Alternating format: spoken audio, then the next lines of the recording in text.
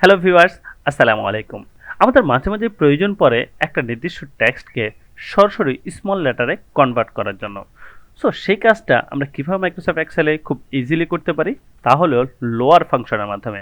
আর এই লোয়ার ফাংশনটা লিখে আমি যদি শুধুমাত্র টেক্সটটাকে সিলেক্ট করে দিয়ে এন্টার বাটনে প্রেস করি, সাথে সাথে দেখুন আমার সম্পূর্ণ টেক্সটগুলোই স্মল লেটারে কনভার্ট হয়ে গেল। আবার অনেকেই চাইতে পারেন সরাসরি এই জায়গাটাতেই স্মল লেটার আকারে দেখতে।